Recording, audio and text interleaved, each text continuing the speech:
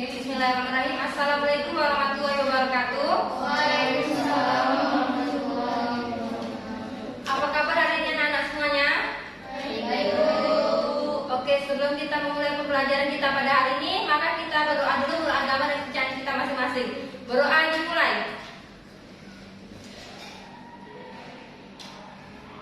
Berdoa selesai. Nah, untuk siang hari ini apakah ada yang izin atau tidak masuk kelas? Nihil. Oke. Pada hari ini kita belajar mengenai materi usaha dan energi.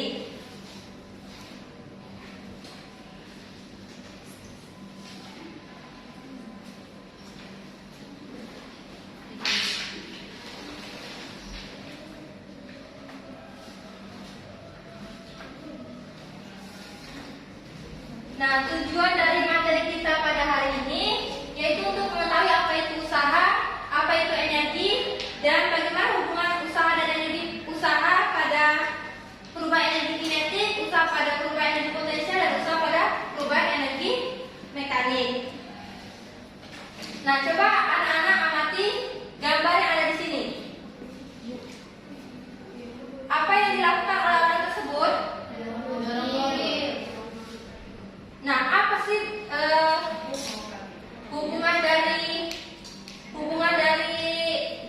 orang mendorong mobil ini pada materi usaha dan energi? Ada yang tahu? Oke, usaha untuk mendorong mobil tersebut. Nah, misalnya kita nih ada sebuah kursi, kita akan mendorong ini mobil yang mogok. Nah, kita mendorong mobil tersebut. Apakah kalau kita sendiri apakah mendorong mobil tersebut? Padahal kita sudah mengeluarkan energi yang cukup besar untuk mendorong mobil tersebut kan? Tetapi tidak adanya perpindahan dari mobil tersebut. Nah, maka usaha yang dilakukan oleh seorang untuk mendorong mobil ini nol usahanya karena tidak ada perpindahan mobil tersebut dari titik A ke titik B. Nah, jadi usahanya apa? Usaha adalah besarnya gaya yang bekerja pada suatu benda sehingga benda tersebut mengalami perpindahan.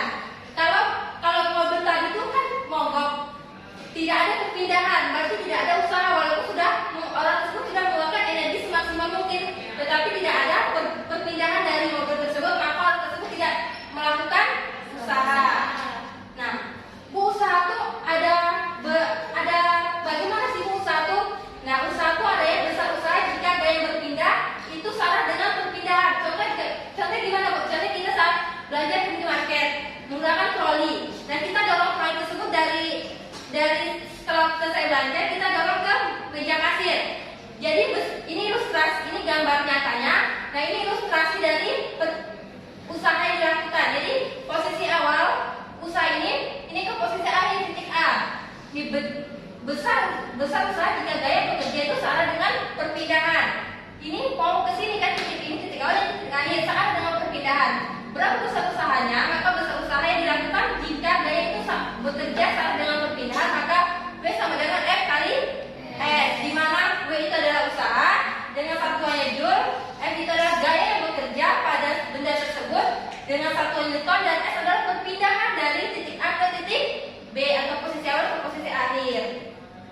Ini yang ditanya kalau gaya bekerja itu salah dengan perpindahan. Bu, bagaimana Bu jika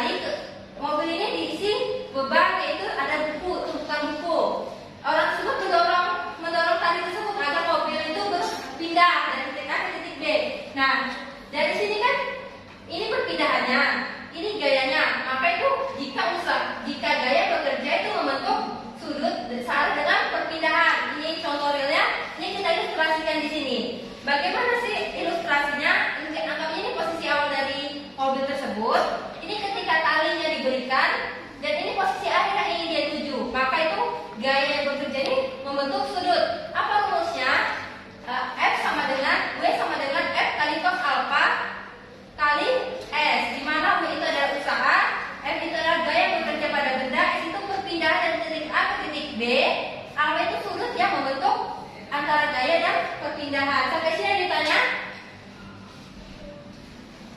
Nah, kemudian Bu, bagaimana jika gaya bekerja itu tegak lurus dengan perpindahan?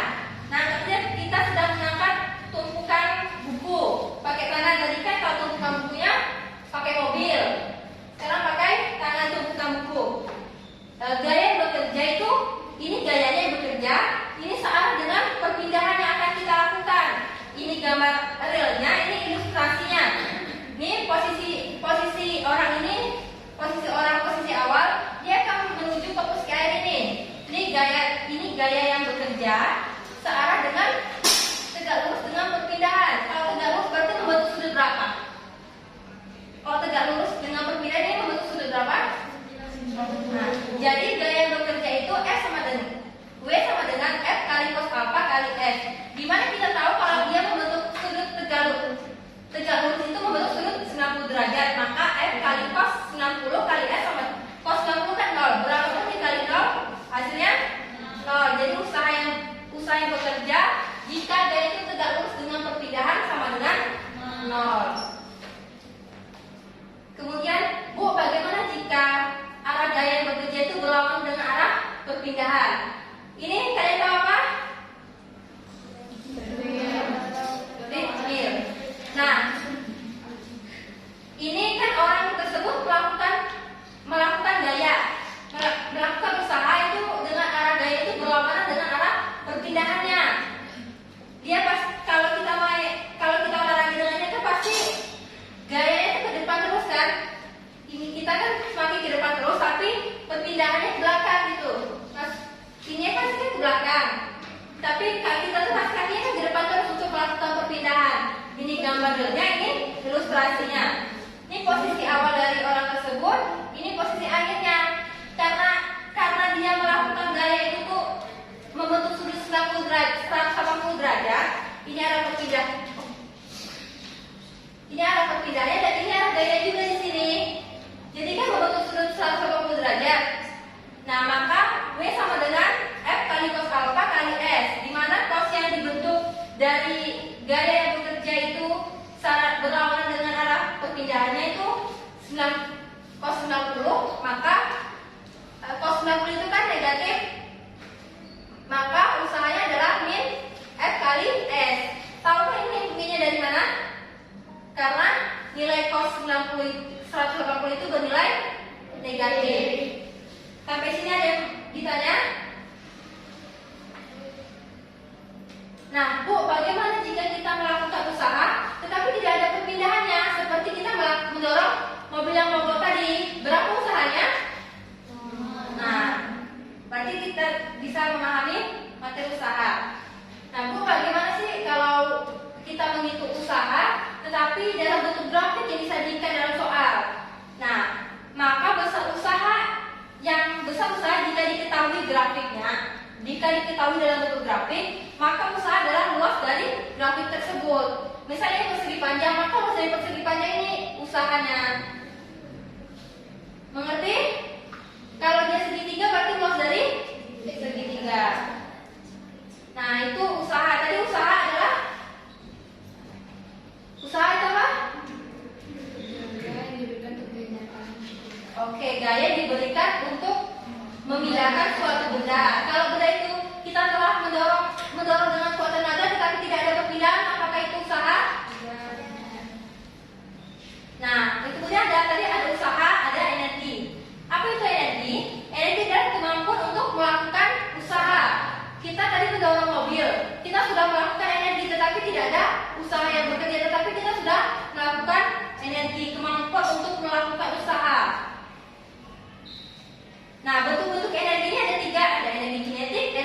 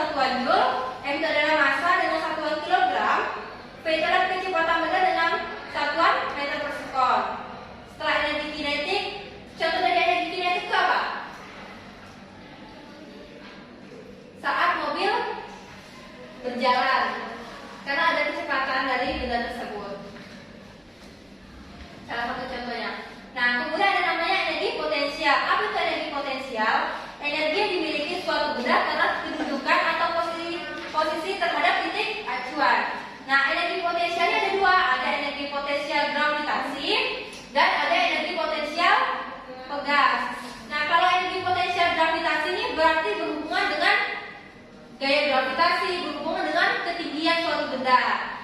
Nah, di mana rumus untuk energi potensial gravitasi ini adalah EP sama dengan M kali G kali H.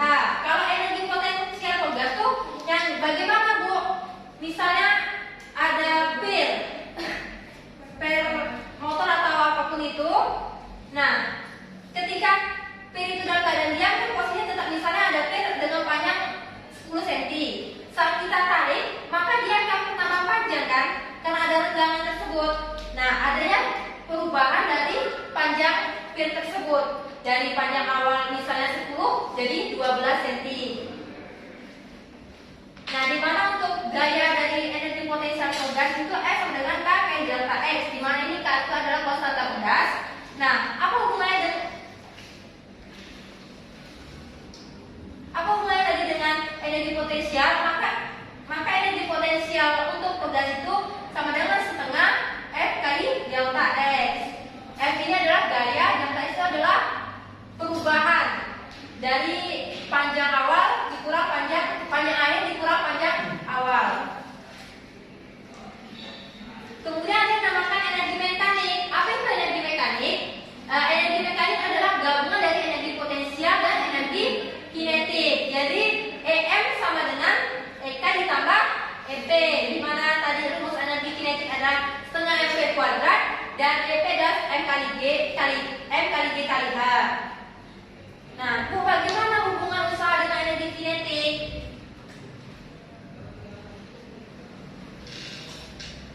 Hubungan usaha dengan energi kinetik.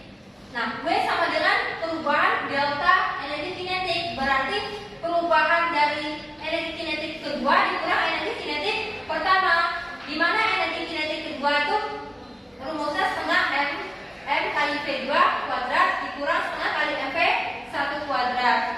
Nah, karena masa dari kedua benda itu sama, maka kita bisa turunkan lagi W sama dengan setengah M kali V2 kuadrat dikurang V1 kuadrat. Di mana W itu adalah usaha, delta EK adalah perubahan energi kinetik, EK itu adalah energi kinetik awal, dan EK2 itu adalah energi kinetik akhir.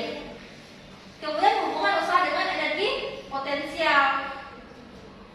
W sama dengan perubahan delta EP, berarti perubahan EK2 dikurang EK1 atau EKA dikurang EKB. Di mana EP kan rumusnya M kali G kali H. Berarti M kali G kali HA dikurang MG kali HB. Nah, karena massa dan gaya gravitasi yang bekerja ini sama, maka kita bisa sederhanakan lagi W sama dengan M kali G kali HA dikurang HB. Di mana W adalah usaha, delta EP adalah perubahan energi potensial. Ini EP energi potensial pertama dan EK energi potensial kedua atau akhir.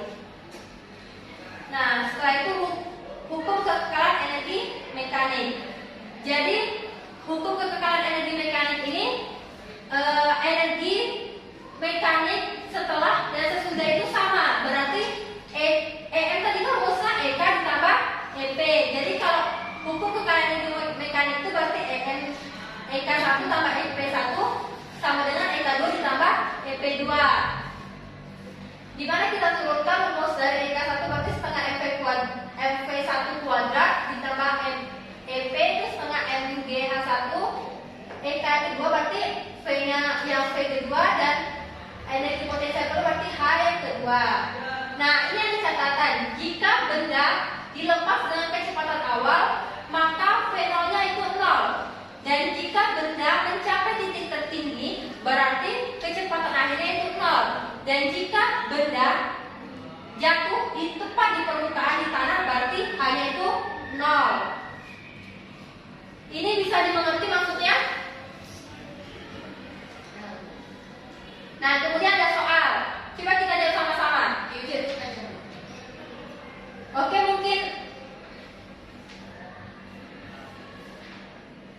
Oke, mungkin itu materi pada hari ini.